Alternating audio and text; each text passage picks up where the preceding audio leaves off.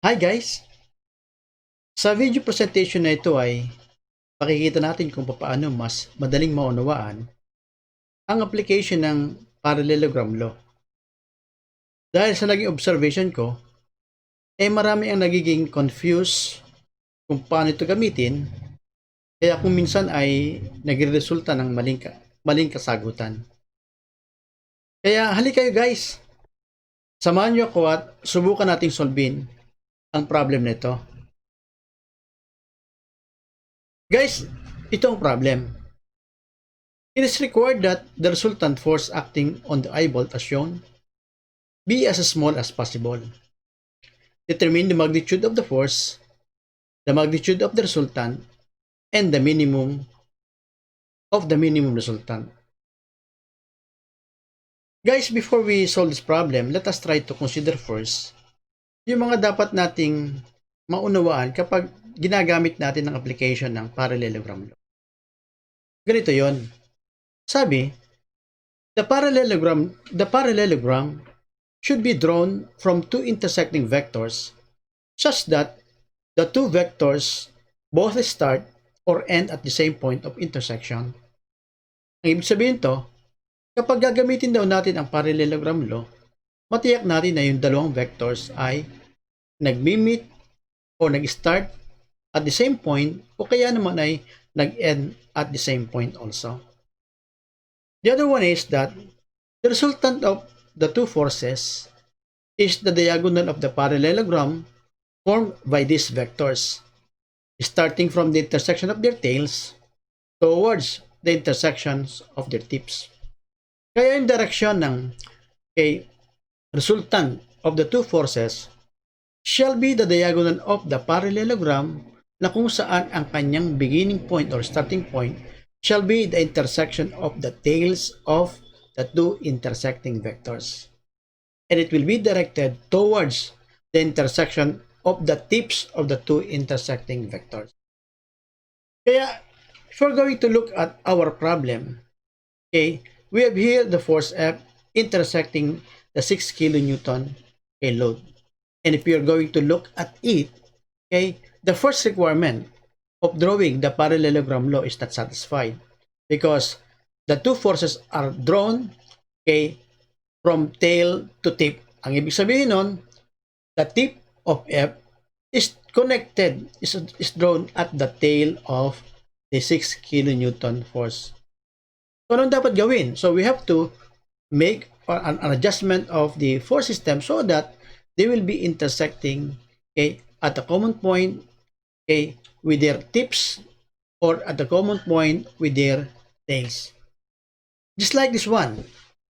Ito kasi yung representation ng ating problem.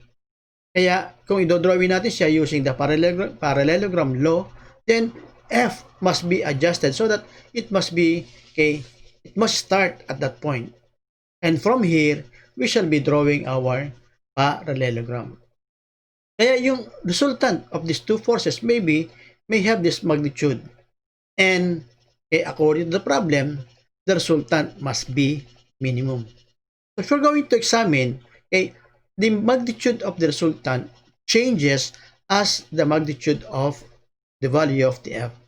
Kaya kung malaki ang ating F, medyo nababago yung ating resultant. And resultant increases as the magnitude of F also increases. But there is actually a time or a magnitude where the magnitude of a resultant is smallest. And that is the time when that resultant is already perpendicular to the direction of the unknown force. Kaya kung yung resultant natin is already perpendicular to the direction of the unknown force, then this angle will be 30 degrees and that angle will be 60 degrees.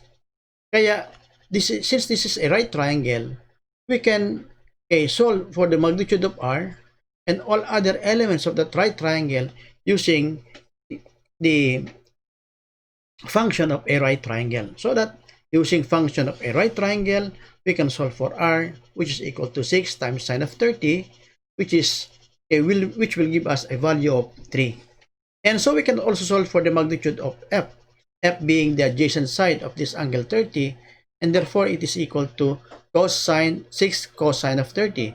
And then substituting the value, f is equal to 3.46. And you will notice that since r is perpendicular to the direction of, okay, the unknown force F, hence this r, if this will be measured its direction from the 6 kilonewton load, it will have an angle theta of 60 degrees. So ayan guys, nakita natin ang application ng parallelogram law. Kaya sana sa pamamagitan ng application na pinakita ko sa inyo, mas lalo nating maunawaan kung paano gamitin ang parallelogram law. Kaya sa susunod na maka-encounter tayo ng problem na kung saan we will be dealing with force system using the parallelogram law, hindi na tayo magkakamali. Guys, sana natutunan natin ito at hopefully you will follow me by subscribing to my channel and write your comment so that I may answer your questions in my next uploads. Again, thank you for watching.